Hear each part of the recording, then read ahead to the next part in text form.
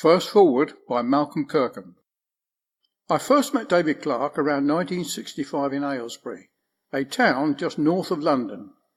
David went to the local secondary modern Grange school and I went to the grammar school.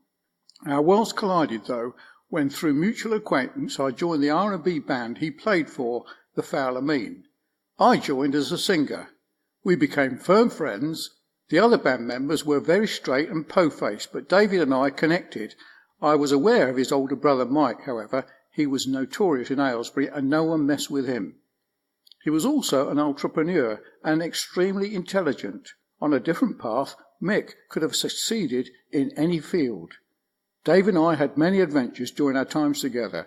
He was naturally inclined to steal, however, and his brazen nature astounded me.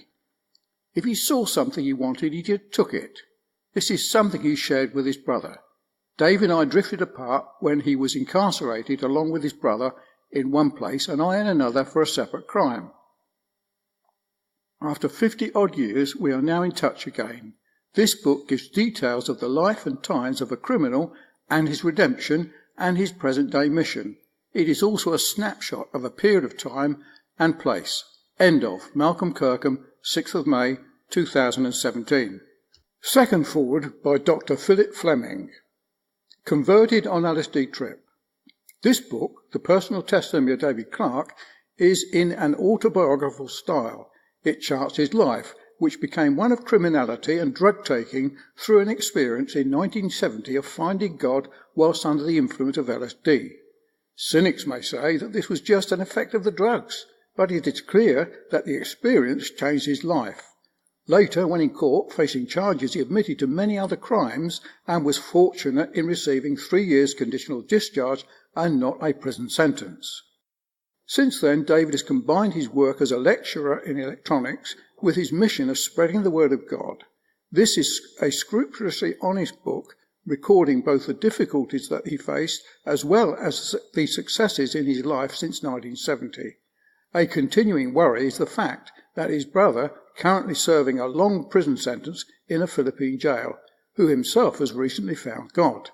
This is an inspiring story of a life that's been turned from crime to a positive account and may be of help to others who find themselves directionless and involved in crime and drugs misuse.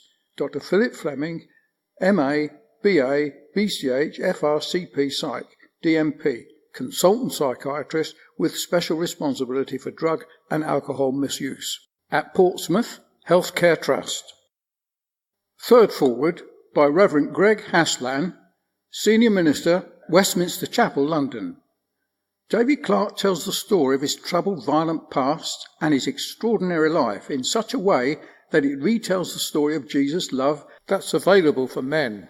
Christ has the power to renew and reclaim anyone's wasted years, no matter what we've done or how deep our shame. He can relaunch our lives on a brand new future that we could never have planned for ourselves. Fourth Forward by Samuel Notaimando, chaplain at HMS Prison, Nottingham. This moving story demonstrates the goodness and mercy of God, and it is clear proof that no one is beyond God's grace, mercy and love. Whatever wrongdoings we may do, God continues to call back to himself, and if we accept, he fulfills his plan for us to give us hope for the future. Note from David, the author. Please excuse the typos and errors in grammar and spelling. I was virtually illiterate until the age of 21, after which I learned to read to educate myself. Please take time to understand what I'm trying to communicate, as to get proofreaders to work for love is very difficult. I'm sure the New Testament writers, some of which were unlearned men, had the same difficulties. Yours sincerely, David Clarke.